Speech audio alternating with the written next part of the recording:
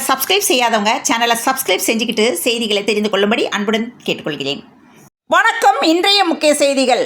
முதலமைச்சர் வேட்பாளர்கள் போட்டியிட்ட தொகுதிகளில் பதிவான வாக்குகள் பற்றிய தகவல்களும் வெளியாகியுள்ளன. அதன்படி முதலமைச்சர் மு.க. ஸ்டாலின் போட்டியிட்ட கொளத்தூர் தொகுதியில் 86.11% வாக்குகள் பதிவாகியுள்ளன. கடந்த முறை இதே தொகுதியில் பெருவாரியான வாக்குகள் வெற்றி பெற்ற நிலையில் இந்த தடவையும் கொளத்தூரில் களமிறங்கியுள்ளார். தன்னுடைய பரப்புரையையும் இதே தொகுதியில் நிறைவு செய்தார். முதல்வர் மு.க. ஸ்டாலின் இதுவரை வெளியான கருத்து கணிப்புகளின்படி கொளத்தூரில் ஸ்டாலினுக்கான வெற்றி வாய்ப்பு பிரகாசமாக இருப்பதாக கூறப்படுகிறது. என்டிஏ கூட்டணியின் முதலமைச்சர் வேட்பாளரான எடப்பாடி பழனிசாமி தொகுதியில் 92.9% வாக்குகள் பதிவாகியுள்ளன. இந்த பகுதியில் தொடர்ந்து வெற்றி பெற்று வரும் நிலையில் இந்த தடவையும் எடப்பாடியில் வேட்பாளராக களமிறங்கியுள்ளார் பழனிசாமி. எடப்பாடியில் கடந்த முறை பெற்ற வாக்குகளை விடவும் இந்த தடவை அதிகமான வாக்குகளை பெறுவேன் என எடப்பாடி பழனிசாமி தெரிவித்துள்ளார். இந்த நிலையில் இந்த தொகுதியில் தாவேகா வேட்பாளரை போட்டியிட விடாமல் சதி செய்துவிட்டதாக சர்ச்சைகள் எழுந்தது. நாம் தமிழர் கட்சி தனித்து போட்டியிடும் நிலையில் அக்கட்சியின் தலைமை ஒருங்கிணைப்பாளர் சீமான் காரைக்குடி தொகுதியில் போட்டியிடுகிறார். இங்கு 74.33% வாக்குகள் பதிவாகியுள்ளன. சீமான் போட்டியிடுவதால் காரைக்குடி நட்சத்திர தொகுதியாக இந்த சட்டமன்ற தேர்தலில் கவனம் ஈர்த்தது. ஆனால் இங்கு மற்ற முதலமைச்சர் வேட்பாளர்கள் போட்டியிடும் தொகுதிகளை காட்டிலும் குறைந்த அளவிலான வாக்குகளே பதிவாகியுள்ளன. தமிழக வெற்றி கழகத்தின் முதலமைச்சர் வேட்பாளரான விஜய் 2 தொகுதிகளில் போட்டியிடுகிறார். அவர் போட்டியிடும் சென்னையில் உள்ள பெரம்பூர் தொகுதியில் 89.73% வாக்குகள் பதிவாகியுள்ளன. இங்கு பணிமனை அமைத்து தாவேகாவினர் தங்கள் தலைவருக்காக வாக்கு சேகரித்தனர். மேலும் விஜயும் சில வீடுகளில் சென்று வாக்கு சேகரித்துள்ளார். அதேபோல மற்றொரு தொகுதியான திருச்சி கிழக்கில் 81.77% வாக்குகள் பதிவாகியுள்ளன. திருச்சி கிழக்கில் திமுக சார்பில் இனிகோ இருதயராஜ் போட்டியிடுகிறார். இதனிடையில் KN நேரு திருச்சியில் உள்ள அனைத்து தொகுதிகளை திமுக கைப்பற்றும் எனவும் உதயசூரியன் தான் வெற்றி பெறும் என தெரிவித்துள்ளது குறிப்பிடத்தக்கது. சென்னையை பொறுத்தவரை திமுகவின் கோட்டையாகவே பார்க்கப்படுகிறது. சென்னையில் திமுக வலுவாக உள்ள தொகுதிகளில் ஒன்றாக பார்க்கப்படும் பெரம்பூர் தொகுதியில் விஜய் களமிறங்கியுள்ளார். இதனால் இந்த தொகுதியில் எவ்வளவு வாக்குகள் அவருக்கு கிடைக்கும் என்ற எதிர்பார்ப்பு எழுந்துள்ளது. கடந்த 2021ஆம் ஆண்டு தேர்தலை விட இந்த தேர்தலில் வாக்கு சதவீதம் உயர்ந்துள்ளது. சென்னையும் இதற்கு விதிவிலக்கு அல்ல. சென்னையிலும் கடந்த 2021இல் வாக்கு சதவீதம் 63.6 இருந்த நிலையில் இந்த தேர்தலில் வாக்கு சதவீதம் தற்போதைய நிலவரப்படி 81.74ஆக உயர்ந்துள்ளது. விஜய் போட்டியிடும் பெரம்பூர் தொகுதியில் நள்ளிரவு 12 மணி நிலவரப்படி 89.73 வாக்குகள் பதிவாகியுள்ளது.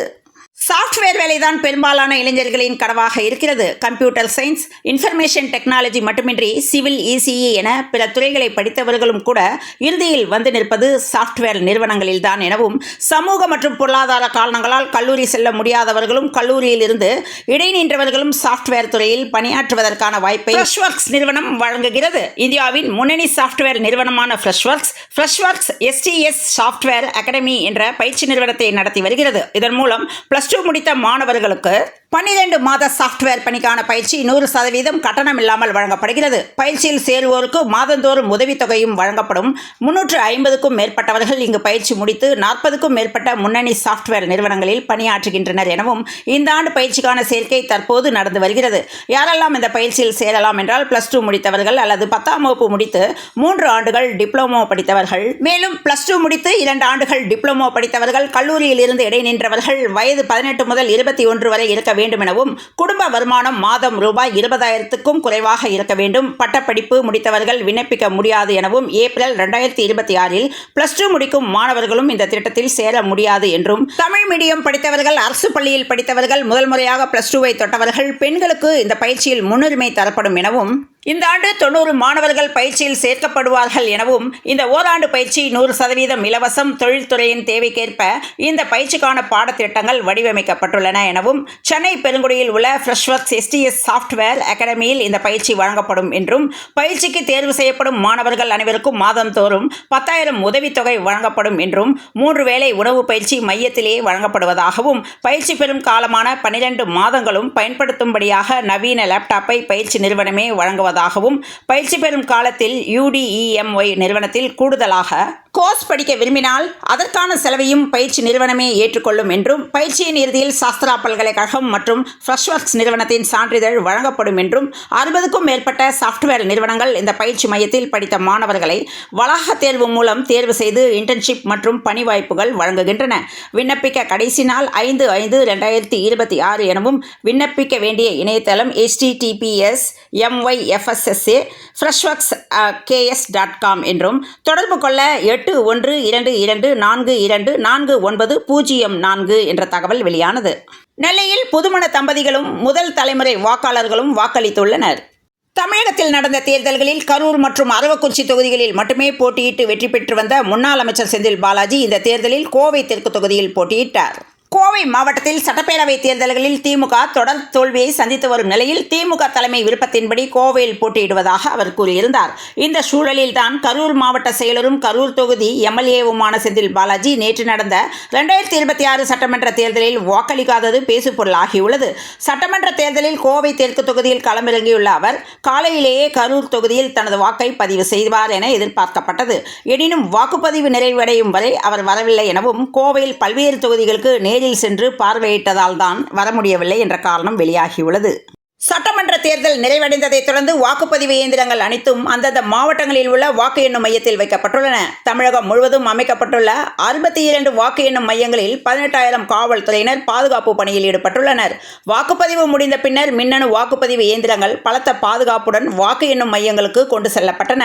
கல்லூரிகள், பல்கலைக்கழகங்களில் 62 வாக்கு எண்ணும் மையங்கள் அமைக்கப்பட்டன. அனைத்து இயந்திரங்களும் பாதுகாப்பு அறையில் வைக்கப்பட்டு சீலிடப்பட்ட பின்னர் அந்த பகுதி முழுவதும் 3 அடுக்கு பாதுகாப்புக்கு கொண்டு வரப்பட்டுள்ளது. இந்த மையங்களில் தற்போது 24 மணி நேரமும் துப்பாக்கி ஏந்திய காவல்துறையினர் பாதுகாப்பு ஏற்பாடுகளை அந்தந்த பகுதி மாவட்ட தேர்தல் அலுவலர்கள், காவல்துறை உயர் அதிகாரிகள் ஆய்வு செய்தனர். வாக்கு எண்ணும் மையம் முழுவதும் கண்காணிப்பு கேமராக்கள் பொருத்தப்பட்டுள்ளன.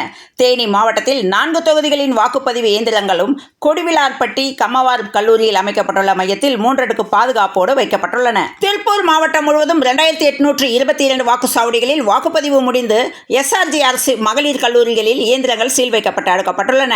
நாமக்கல் மாவட்டத்தில் 6 சட்டமன்ற தொகுதிகளிலும் வாக்குப்பதிவு முடிந்தவுடன் முகவர்கள் முன்னிலையில் இயந்திரங்களுக்கு சீல் வைக்கப்பட்டு காவல்துறை பாதுகாப்புடன் வாக்கு எண்ணும் மையங்களுக்கு அனுப்பப்பட்டன.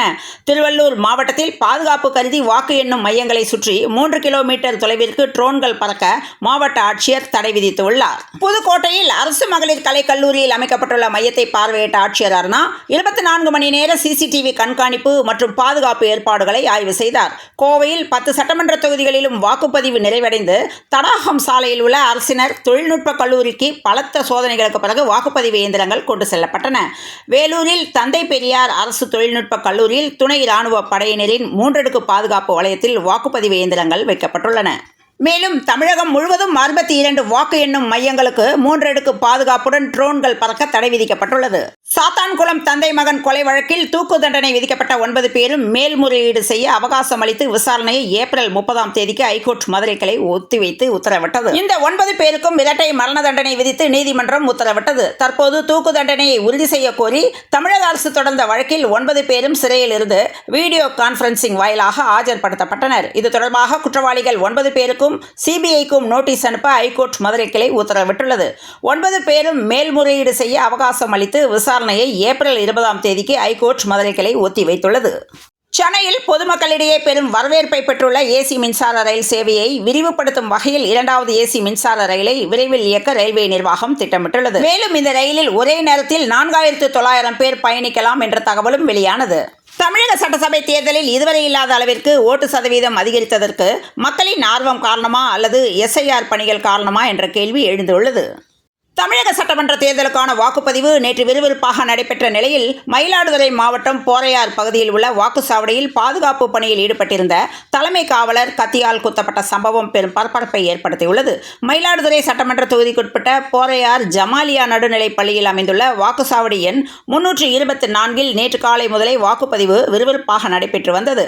காலை 11 மணி நிலவரப்படி இங்கு 36.65% வாக்குகள் பதிவாகியிருந்தன. அங்கு பாதுகாப்பு பணியில் ஈடுபட்ட குத்தாலம் காவல் நிலையத்தை சேர்ந்த தலைமை காவலர் விக்னேஷ் என்பவரை அங்கிருந்த நபர் ஒருவர் திடீரென சிறிய ரக கத்தியால் சரமாரியாக குத்தியுள்ளார். இதில் விக்னேஷின் கழுத்து மற்றும் 2 கைகளிலும் பலத்த காயம் ஏற்பட்டது. இரத்த வெள்ளத்தில் செறிந்த காவலர் விக்னேஷ் உடனடியாக மீட்கப்பட்டு போரையார் அரசு மருத்துவமனைக்கு கொண்டு செல்லப்பட்டார். அங்கு அவருக்கு தீவிர சிகிச்சை அளிக்கப்பட்டு காயங்களுக்கு தையல் போடப்பட்டது. தற்போது அவரது உடல்நிலை சீராக உள்ளதாக மருத்துவர்கள் தெரிவித்துள்ளனர். இந்த தாக்குதல் தொடர்பாக காட்டுச்சேரியை சேர்ந்த பிரபாகரன் என்ற ஓய்வு பெற்ற ராணுவ வீரரை போலீசார் கைது செய்தனர். அவரிடம் நடத்திய முதற்கட்ட விசாரணையில் அதிர்ச்சிகரமான தகவல்கள் வெளியாகியுள்ளன. கைது செய்யப்பட்ட பிரபாகரன் காவல்துறை மீது நீண்ட காலமாக தீராத கோபத்தில் இருந்துள்ளார். சில ஆண்டுகளுக்கு முன்பும் இதேபோல ஒரு காவலரை இவர் தாக்கியிருப்பது விசாரணையில் தெரிய வந்துள்ளது. வாக்குச்சாவடியில் நடந்த இந்த வன்முறை சம்பவம் தொடர்பாக போரையார் போலீசார் வழக்கு பதிவு செய்து பிரபாகரனை கைது செய்தனர். தேர்தல் நேரத்தில் பாதுகாப்பு பணியில் இருந்த காவலர் மீது தாக்குதல் நடத்தப்பட்ட சம்பவம் அப்பகுதியில் பெரும் அச்சத்தை ஏற்படுத்தியது. இருப்பினும் அப்பகுதியில் வாக்குப்பதிவு தொய்வின்றி தொடர்ந்து நடைபெற்றது. சென்னையில் இன்று 22 கேரட் ஆபரண தங்கத்தின் விலை ஒரு சவரன் 1,13,992 ரூபாய்க்கும் 1 கிராம் 14,849 ரூபாய்க்கும் விற்பனையானது. இத்துடன் இந்த செய்திகள் நிறைவடைந்த நிலையில் தொடர்ந்து இணைந்திருங்கள் பிரபாஸ் கதம்பம் செய்திகளுடன். மீண்டும் மற்றும் ஒரு செய்தியில் சந்திப்போம். நன்றி, வணக்கம்.